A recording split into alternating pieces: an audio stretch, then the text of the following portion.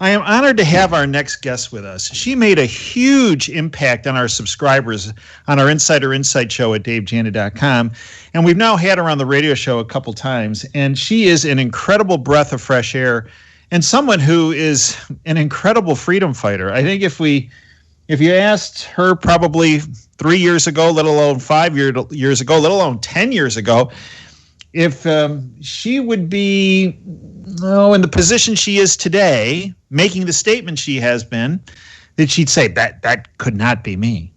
Dr. Karlyn Borysenko is an incredible individual. After earning an MBA and a PhD in psychology, specializing in industrial organizational psychology, she set her sights on helping individuals and organizations to create more productive and fulfilling work experiences by combining organizational and positive psychology with mindfulness strategies. Karlyn founded Zen Workplace in 2012, zenworkplace.com. Today, Karlyn works with clients all over the world and focuses on helping companies with their employee engagement, team resilience, and productivity, and by changing the way that they work together. Karlyn, as I mentioned, has also become a commentator of the current political system, one that I think probably even surprises her to this point. It's my honor to welcome back Dr. Karlyn Borysenko. Karlyn, welcome back to Operation Freedom. Thank you for having me again, Dave. Glad to be here. So, Karlyn, was that an overstatement that 3, 5, 10 years ago that if you heard this interview occurring, you'd say, that sounds like me, but that's not me? Listen, Dave, I'll even go further. If you had told me this was going to be my life 1 year ago, I would have said, you are out of your mind. So, Karlyn, let's say a year ago, you were, and I never realized that knitting circles were like social justice warrior, like haven. But you educated me this. You were in these knitting circles, and you were a social justice warrior. Is that a fair statement? I wouldn't say I was a social justice warrior. I think I had started to pick up some of the social justice stuff here and there from my friends, frankly, who were, and they started introducing all this new language. And I said, okay, well, I'll use the new language just because I don't really care. So I'll use whatever makes people feel comfortable. But I don't think I ever fully ascended to leftist SJW status. So what prompted you from going full status, do you think, Karlyn? I think part of it was, I think part of the problem with social justice warriors, Dave, is that they don't have a purpose in their lives. I fundamentally think there are two types of people. They're creators and destroyers. And if you aren't building something and doing something, then you're going to be focused on pulling other people down, which is what SJWs do. Now, my life, I was building a business. I was writing a book. I was traveling all over the world doing my trainings and my work. And so I had a very distinct purpose, and I think that that's what kept me from really ascending. And if I said to you, Karlyn, a year ago, Karlyn, in a few short months, you're going to go to a Donald Trump rally, and actually you're going to actually not have it not be a problem, that actually you're going to find some like-minded people there, and you might even start to identify with them a bit. If I told you that a year ago, what would you have told me? I would have laughed in your face and said, it will never, ever happen in this lifetime. Nope. So what happened? Educate our listeners, those that are unfamiliar. Yeah, so what happened is in my knitting community, I started seeing the roving mobs of social justice warriors really out to destroy businesses, destroy lives. It got very, very vicious, and it kind of woke me up to what was going on in the world. Now, I'm also very lucky. I live in New Hampshire, and so this was happening while the New Hampshire primary was going on, because in New Hampshire, the primary starts about 2 years before it does everywhere else. And so we had all these politicians running around, and I was very excited, and I was like, we need to get Donald Trump out of office. I was very committed to that goal. And one of the things I started doing when I saw the social justice stuff popping up is I said, I really want to understand why people voted for him. Just because I think that if you're going to defeat him, you should understand why people are voting for him. And so I started listening to different conservative voices and people who I really thought I would disagree with. And it turned out that there were absolutely things that I disagree with them on. I'm not become a conservative. I'm still a liberal, but there were many things that I agreed with them on. And it turned out that they really weren't bad, horrible people that I thought they were. And so on this journey of taking in voices I thought I would disagree with, I learned that, well, Donald Trump was coming to New Hampshire 2 days before the New Hampshire primary, or a day before. And I thought, well, why not just go to his rally? I could at least see it for myself. And if nothing else, it would be a spectacle. And what did you experience when you went? Oh, it was the most fun thing ever. It was so fun. It was just a really happy group of people, and I got to talking with them, and there were no Klan robes inside and no Nazis, and it was just average, everyday people who were very welcoming to me. And even when I let it slip once or twice that I was a Democrat, they said, "Oh, welcome. We're so glad you're here." So it was nothing like what I expected. Now, when you went to Biden rallies, you went to a number of the other Democrat primary candidates' rallies.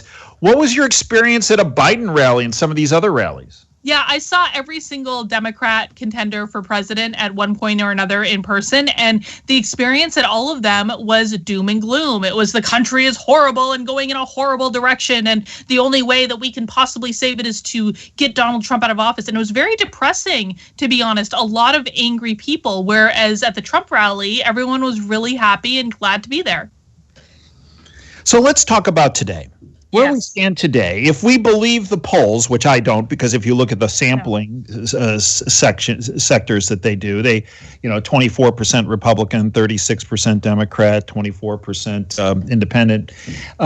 They have Biden's winning by 12, 14, 15, 17%.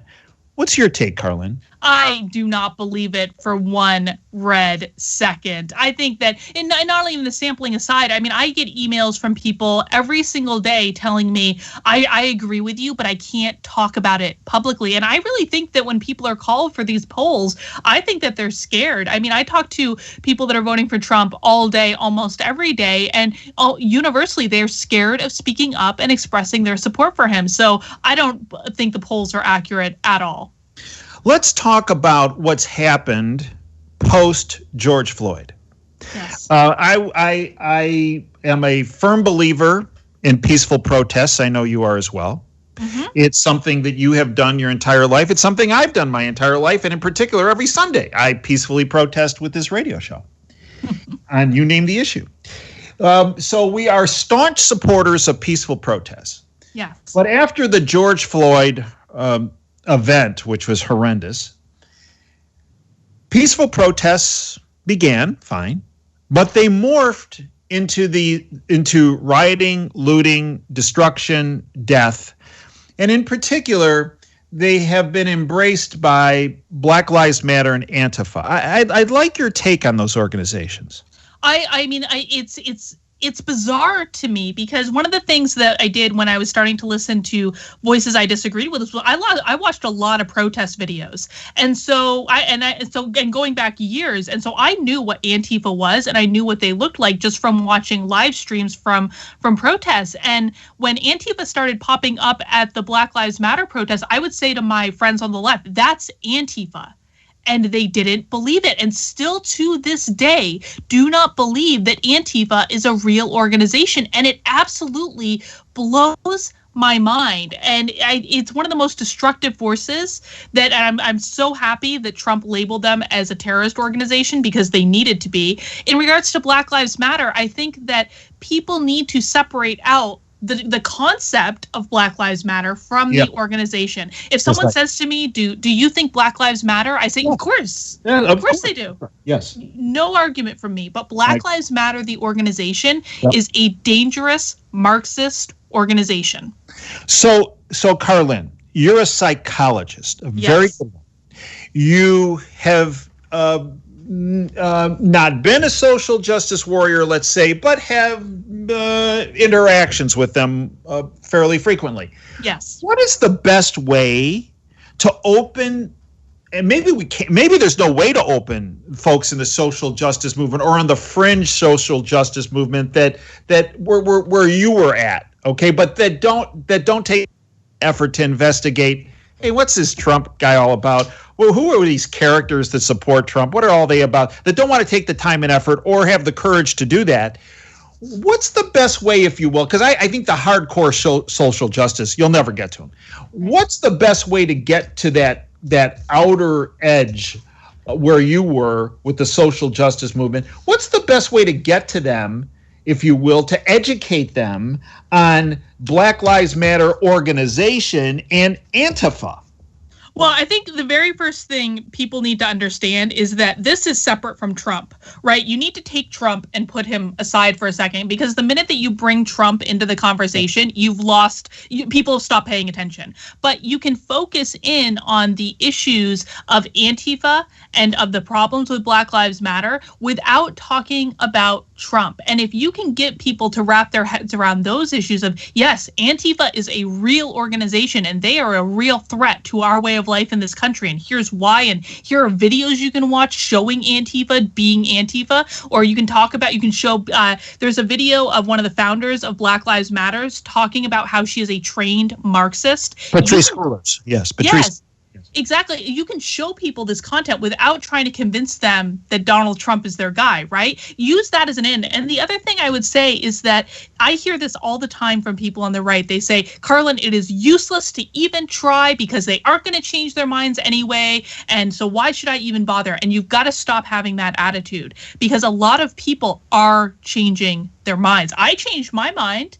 And it wasn't because people, gave up on me and said, I'm just not even going to bother having the conversation. It was because they welcomed me and they were nice. And they said, listen, we want to show you and teach you what's been going on that you haven't seen in the media. So know that there is hope. There are a lot of people waking up. I hear from people all the time that watch what's happening in the country and they go, I was a Democrat just like you and I can't do it anymore.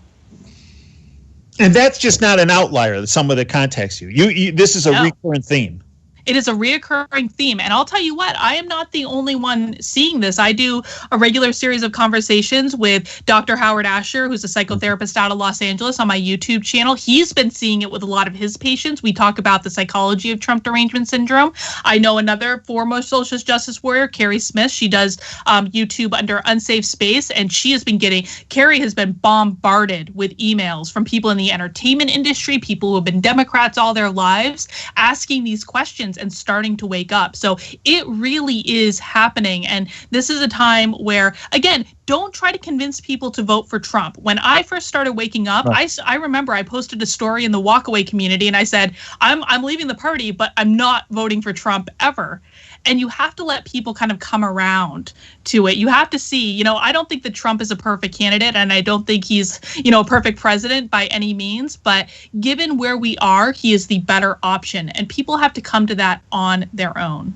Well, it's interesting, Karlyn. If you look at an analysis of our internet listening audience of this radio show, our three biggest listening audiences in the country are Los Angeles, San Francisco, and Seattle. Yeah.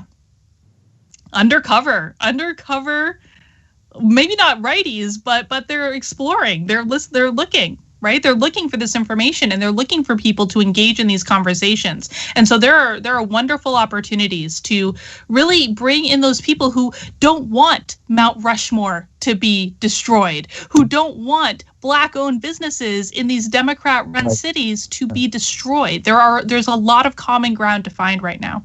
Well, and in particular, look at this issue with defund the police and dissolve police. Yeah, that's insane. I mean, Karlyn, I believe, and maybe I'm just naive, but I believe there are a very few number of people that believe that police departments should be dissolved across the United States. I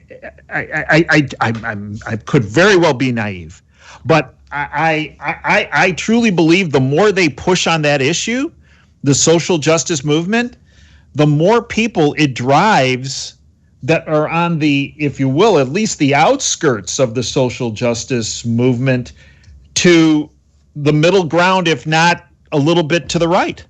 I think so too. And listen, Dave, the social justice people don't even believe this stuff, because if you look at what happened when the Chaz or the CHOP in Seattle first got created, what did they do? They built a wall and they installed their own police force. They don't even believe in abolishing the police. What they want is to take power away. This is a power grab. It is not about abolishing the police. Is it about replacing the police with something in their image? So, Karlyn, what do you believe is the best way, speaking as a psychologist, speaking as a political commentator, speaking as someone that was on the outside orbit of the social justice movement, what is the single most effective way of President Trump to campaign the next 3 months?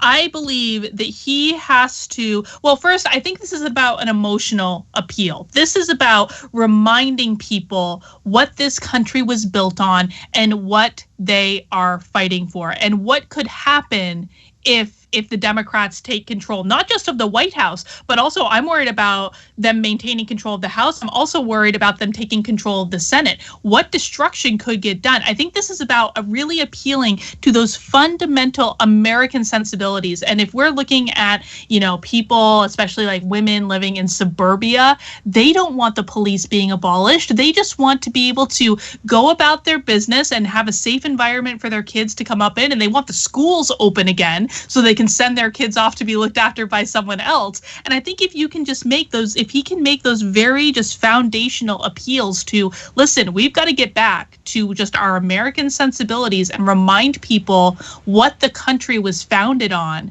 then I think he'll be very successful, because that is not what Biden is talking about right now. It's going to create a really sharp contrast. Biden's talking about, defunding the police, taking away people's guns. Right. Gun sales have never been higher. Well, and look you mentioned the schools. David Stockman recently spoke about this, and I want your take on it. Here's what he said. The LA Teachers Union, 35 strong, are now taking the schools hostage for their own parochial ends. They recently proclaimed that no schools should open in Los Angeles until there are the following criterion met. Charter schools be frozen. The police be defunded. Wow. Medicare for all adopted. New state taxes on the wealthy are enacted, and there is a federal bailout of the LA school district. That is insanity. That is actual insanity. And I think, listen, the right, and people like me who want to see Trump prevail in November, we have got to start telling these stories, telling them in a gentle way, telling them in kind of like a disimpassioned way, to just say to people, this is what is going on, because the media is not reporting these things. And so people have got to, Dave, I think the fundamental game changer here is the silent majority has got to stop being silent. Every single person, this is not just on Trump, this is not just on his campaign staff. Every single person who thinks what is happening in this country is wrong has got to start speaking up. And you know what? People like you and I, we have differences of opinions on how to solve our different problems. That's true. We can have those conversations later. That is not the most important thing right this second. So many people say, well, okay, but I'm afraid when I do this, my kids are going to stop talking to me. Yeah. My brothers and sisters are going to stop talking to me. My neighbors are going to stop talking to me. My coworkers are going to stop talking to me. What do you say to those folks? I would say that after my article about going to the Trump rally went viral, a lot of people stopped talking to me. And I absolutely understand the pain that is involved in losing friends over politics. And I didn't even say I was voting for Trump. All I said was that his supporters were not bad people. And so I completely empathize with that position. But what I would say to people is that the pain you experience is temporary. And the freedom of being able to speak your mind, I wouldn't give it back for all the money in the world. And I understand the concerns about relationships with children. And I get emails from people all the time whose kids have, disowned them, or even that their marriages are on the rocks because of differences of political opinion. But the thing of it is those relationships can come back. But we all have to, be the voice to help people wake up from how much the media has lied to us. And if you continue to just toe the line for the sake of making your kids happy, you're not actually helping them. You're actually allowing them to stay in the same place. They'll wake up eventually if enough people around them start speaking up. And, there's always opportunities for those relationships to be mended. Single most effective way to woke people up, Karlyn? I think that just authentically talk about the issues that are most important to you and keep Trump out of it. Do not make it a conversation about Trump. Make it about the fundamental character of this country and what is happening. And I think if you can focus in on the police being abolished in major cities, I think if you can focus in on the issues that they really care about, the school systems, the things that are actually impacting their lives, that's going to make the most difference. I agree. As I said, everybody cares about their kids or their grandkids or their neighbors' kids as far as their education. And just by what I read to you about what the LA Teachers Union is pushing for, that we're not going to open the schools unless these fight. If you run that by, I don't care who your neighbor is or who your relative. Say, do you really think that this is wise? Do you think this is in the best interest of the children? I mean, where in all of this that this teachers union are demanding, where are the kids in this? The kids are nowhere because it's not about the kids. It's about power. And I'll give you another one, Dave. I mean, I think, and you have to make them read those things when you show it to them. You actually have to force them to read it because they won't want to. But another thing that's happening in California is that they are actually trying to legalize discrimination against people based on race, gender, and all the other immutable characteristics. It is illegal in the California Constitution right now. They are actively, it's already made it through the California Assembly, trying to repeal the protections people have to be discriminated against. You have to make people actually read these bills that they're passing, and they're just getting no media attention at all because it is scary. Well, it's unconstitutional. And frankly, many of these bills, Karlyn, and some people say this and overstate, are inhumane. What they really suggest. Yeah, they actually suggest in California, they want to make it legal to discriminate against someone based on the color of their skin or based on their gender. I mean, that to me is mind-blowing. It's un-American. So tell me what you think is going to happen in our last couple minutes come November.